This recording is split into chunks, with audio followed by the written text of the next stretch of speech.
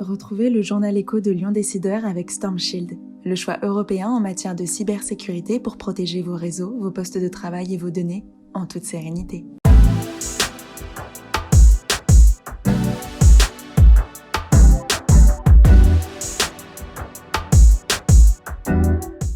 Bonjour et merci d'être fidèle au journal écho de Lyon Décideur. .S poursuit et accélère son développement en France et à l'international. Le groupe spécialisé dans les pneus et l'entretien automobile vient de fêter ses 50 ans. Il vise les 10 000 points de vente dans le monde. On en parle dans un instant avec Christophe Rollet, son directeur général. Et pour commencer, l'équipementier automobile d'origine lyonnaise Plastic Omnium qui investit plus de 3 millions d'euros dans Sigmatech, son centre de recherche et développement de la Plaine de l'Ain, avec l'installation d'une presse unique au monde pour mettre au point des pièces extérieures innovantes et transparentes, des pare-chocs précisément, munis de capteurs. Plastic Omnium a reçu une subvention de 50% de BPI France. Le groupe de la famille Burel pèse 8 milliards d'euros de chiffre d'affaires économique en 2021. La start-up lyonnaise Vaxel a levé 1 200 000 euros pour développer son candidat vaccin contre la bronchiolite et les pneumonies virales qui touchent les enfants de moins de 5 ans et les adultes de plus de 65 ans. Au total, 195 millions de personnes concernées en Europe et aux États-Unis, soit un potentiel de marché de plus de 5 milliards d'euros. Fort de ses bons résultats, Visiative s'apprête à distribuer son premier dividende dans quelques mois de 45 centimes d'euros pour une action. Le groupe présidé par Laurent Fiard affiche un chiffre d'affaires de 214,5 millions d'euros en 2021, en hausse de 13%, avec un EBITDA de 22 millions en progression de 55% et près de 10 millions d'euros de bénéfices nets. Visiative annonce le lancement d'une nouvelle plateforme, Visiative Innovation Platform. C'est finalement Franck Maurice qui succède à François Turcat à la tête de la CPME Rhône après 30 ans de règne de ce dernier. Il sera entouré de 3 vice-présidents délégués, Gaëtan de Sainte-Marie, Philippe Bossane et Vincent Girma. La CPME Auvergne-Rhône-Alpes sera quant à elle présidée par Daniel Villarreal de la CPME de la Loire. Enfin, le chiffre du jour, 3, comme le nombre de participations prises par AMDG Private Equity, la société de capital investissement créée par Vanessa Rousset. Après DBS et G2A, AMDG investit dans Doucelin aux côtés d'un nouveau propriétaire, Loïc Genin, qui a racheté Doucelin à Jérôme Lévy avec l'appui de AMDG. Doucelin est une entreprise d'une douzaine de personnes et de plus de 5 millions d'euros de chiffre d'affaires, spécialisée dans le négoce de produits chimiques. Voilà, on retrouve à présent notre invité Christophe Rollet, directeur général de .S. Bonjour. Bonjour. .S, dont le siège social, rappelons-le, est basé à Lyon, dans le 6e arrondissement, qui a fêté ses 50 ans l'an dernier, spécialiste du pneu à l'origine, mais désormais vous êtes sur tout le spectre de l'entretien automobile. Comment se répartit votre activité dans les grandes masses ? Alors nous qui sommes à l'origine des vendeurs de pneumatiques, le pneu représente encore à peu près 60% de notre activité globale en France. 40% c'est de l'entretien, de l'accessoire, de la révision constructeur essentiellement. Alors c'est un groupe d'indépendants qui n'en finit pas de grandir, tant en France qu'à l'international, avec de nombreuses acquisitions ces dernières années. Oui, on a déjà un développement assez important, puisqu'en moyenne 50 à 60 points de vente par an viennent rejoindre notre réseau en France. On a également racheté récemment quelques réseaux complémentaires aux nôtres également. Donc on a un développement assez fort en France, et puis bien sûr à l'international, comme vous le savez, où .S, qui est une ancienne française, est également présente aujourd'hui dans 49 pays. Voilà, 49 pays dans le monde. Chiffre d'affaires... Alors, en France, on est à 575 millions d'euros en 2021, avec une progression quasiment de 20%. C'est quand même assez une année record pour nous dans une complexité que l'on connaît. Et puis, vous avez franchi la barre des 600 points de vente ? On a franchi en plus la barre des 600 points de vente, absolument. Le 600e a été ouvert en Normandie au courant de l'année 2021. Et puis au niveau mondial, c'est 3,8 milliards d'euros de chiffre d'affaires dans le monde sur les 49 pays, avec nos plus de 5700 points de vente à aujourd'hui. Voilà. Et puis alors, ce qu'il faut dire, c'est que vous explorez de nouveaux canaux de vente, de nouveaux concepts de points de vente. En concept de points de vente, il y en a quoi, 6 aujourd'hui ? Oui, voilà, c'est ça, 6 concepts. Alors le centre auto pour ceux qui veulent acheter des produits en libre service. Le City qui est un magasin de proximité .S, bien entendu.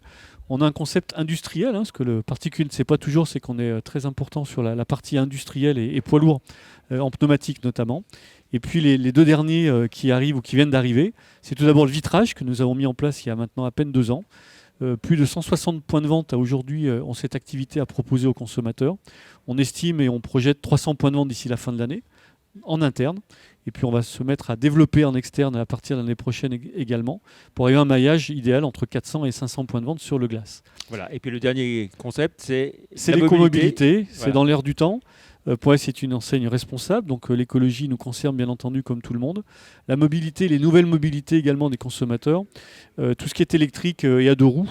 Nous avons donc construit un concept à l'origine basé sur des produits plutôt de qualité et surtout haut de gamme. Et donc nous vendons et réparons aussi et entretenons des vélos électriques principalement, des trottinettes, voire des scooters électriques également, à la fois dans certains de nos points de vente, mais également dans des points de vente qui seront consacrés qu'à l'entretien et à la vente de vélos à assistance électrique. Voilà, alors il y en a un qui vient d'ouvrir à Lyon. En plus, par tout exemple. à fait, on en est très fiers. Étant lyonnais, notre siège étant basé à Lyon, comme vous le savez. On a ouvert dans le 9e arrondissement un de nos tout premiers points de vente à ce concept écomobilité, dans le 9e arrondissement, à Vez plus précisément. Donc ça vient tout juste d'ouvrir. On espère beaucoup sur ce point de vente test, mais on a déjà fait d'autres qui ont réussi en termes de chiffre d'affaires et d'attractivité. Le consommateur, c'est vraiment dans l'air du temps. Et puis dans les volontés également de beaucoup de maires en France, y compris sur Lyon. Donc on se développe sur cette activité pour construire un nouveau modèle économique pour nos adhérents, mais également pour aller satisfaire de nouveaux clients qui, j'espère, feront confiance à la marque sur leur vélo, mais aussi sur leur auto. Et là, vous disiez, donc l'objectif à terme, c'est combien sur l'écomobilité Sur une première année, on estime à au minimum 50 points de vente de plus, et puis une centaine très rapidement, peut-être en fin d'année ou plus tard l'année prochaine. Est-ce que, Christophe Rollat, est-ce que la crise sanitaire a modifié les comportements oui, de vos clients? Dans un certain sens, on en était plutôt bénéficiaire, oui. puisque la voiture est revenue l'an dernier, il y a 2 ans, un mode d'utilisation plus fréquenté que d'autres. L'aérien, le transport en commun, moins à cause de ces problématiques sanitaires. Les gens se sont mis à plus reprendre leur voiture pour aller au travail, pour partir en vacances également. Le parc national, il faut le savoir, est plutôt vieillissant. Donc c'est également à l'avantage de chefs d'entreprise comme les nôtres qui permettent d'intervenir sur l'entretien et la réparation des véhicules sur un parc vieillissant, c'est plutôt bien. L'utilisation progressant. On a donc, nous, connu une très bonne année l'an dernier. Alors, est-ce qu'aujourd'hui, avec l'essence à plus de 2 euros le litre, ça modifie les comportements? Est-ce qu'on change moins les pneus parce que... Non, parce que ça ne change pas l'usage des pneumatiques qui a besoin d'être régulièrement renouvelé. Oui. Donc est-ce qu'il n'y a pas la tentation de dire allez, on fait durer encore un peu plus longtemps le pneu Non, pas forcément. Non, je pense que non, c'est pas sur ce modèle pneu que le consommateur a modifié son impact. La loi montagne est arrivée l'an dernier également, donc c'est important de le souligner. Alors avec l'obligation d'avoir des pneus neige. Alors l'obligation dans toute la région sanctionnée l'an dernier, mais qu'on est une région quand même à neige entre guillemets. Donc on a eu vraiment un poids très important l'an dernier, entre septembre et novembre, de pneus hiver qui nous ont été demandés. Et comme cette année, normalement en fin d'année, l'obligation va devenir nécessaire, imposée, on pense que ça va continuer également cette année. Voilà. Et ça concerne pas uniquement les gens qui vont en savoir, mais ceux qui sont immatriculés. Absolument. On a des départements parfois coupés en deux en fonction de la région plutôt hivernale ou pas. Mais le gros de la région Aura est concerné par la loi montagne. Alors justement, puisqu'on évoque la région, quels sont vos objectifs? Je crois qu'il y a un certain nombre d'ouvertures de programmes. Tout à fait. On a aujourd'hui une quarantaine de points de vente dans la région Aura. On estime à 15 points de vente supplémentaires d'ici la fin d'année. Notre objectif, qui est important, puisque je le rappelle, le siège de Point S au niveau mondial est basé à Lyon. Donc pour nous, c'est essentiel d'avoir un maillage plus performant, plus présent sur l'agglomération lyonnaise et sur les départements également limitrophes. Alors on sait qu'un de vos points de vente a fait parler de lui dans le 3e arrondissement, parce que menacé de fermeture, s'il ne pouvait plus avoir quelques places de parking devant lui, ça a été assez chaud avec la mairie du 3e arrondissement. Où est-ce qu'on en est aujourd'hui? Les choses s'apaisent, tant mieux. C'est dans le 3e arrondissement, effectivement. Les consommateurs ont besoin d'un garage à proximité pour faire réparer leur véhicule. Encore beaucoup de monde habite en centre-ville, sauf erreur, et les gens ont besoin de ne pas faire trop de kilomètres non plus pour aller chercher un prestataire pour réparer ou faire entretenir leur véhicule. Il est pour moi de notions importantes, pour ne pas dire essentielles, dans le fonctionnement d'une ville, qui est des stations-service, malgré tout, parce qu'on a besoin d'essence aussi, sans faire trop de kilomètres pour aller en chercher, mais des réparateurs auto également, qui fassent du bon travail, comme ce professionnel que vous citez dans le 3e arrondissement, qui est sous nos couleurs, et qui ne méritait pas une telle sanction, même si elle ne lui était pas directement dédiée. D'accord, donc vous êtes confiant sur le fait qu'il obtienne gain de cause et qu'il puisse continuer à exercer son métier? En tout cas, la mairie s'est abstenue dans l'arrêt de places de parking devant son établissement. On espère qu'avec raison, on trouvera un accord pour lui permettre de continuer à garer les voitures qu'il répare, car sans place pour les garer, il n'y a plus d'activité, malheureusement. Et vous dites maintenir des centres auto, d'entretien auto en centre-ville, c'est une démarche écologique. C'est une démarche écologique, ça évite aux gens de faire trop de kilomètres pour sortir de la ville, pour aller chercher un réparateur. Donc au final, c'est un gain pour tout le monde, y compris pour une mairie écologique. Si on essaye de se projeter, Christophe Rollet, sur les objectifs du groupe à moyen terme, vous avez évoqué quelques chiffres parfois. Oui, ils sont un objectif figé et j'espère réalisable, en tout cas réaliste. On est aujourd'hui, je le disais, à 5700 points de vente dans le monde.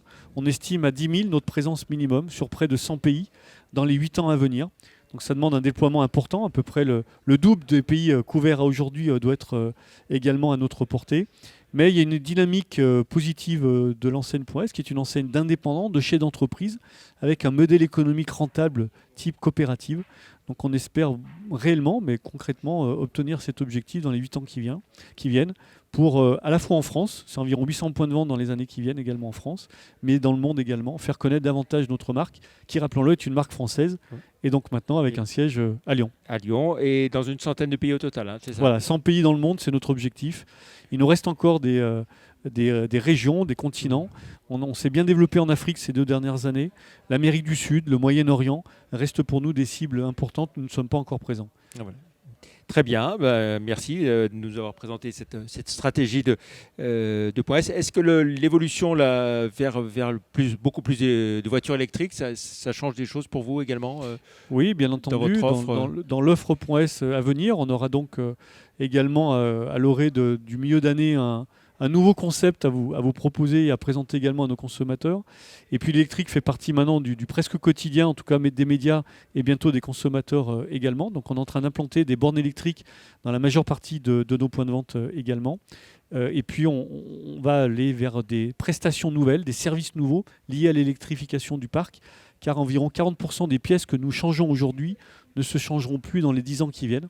Donc c'est un besoin vital tout d'abord pour nos points de vente, mais c'est une envie nécessaire également pour le consommateur, qui même s'il est encore sur un pourcentage très faible du parc roulant, à peine 1%, ça sera 80 à 100% dans les 8 à 10 ans qui viennent également.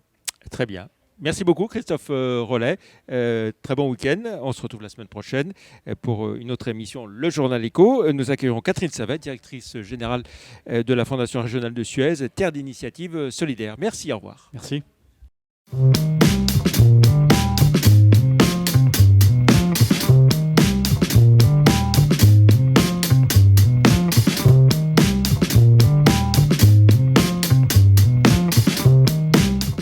C'était le journal de Lyon Décideur avec Storm Shield, le choix européen en matière de cybersécurité.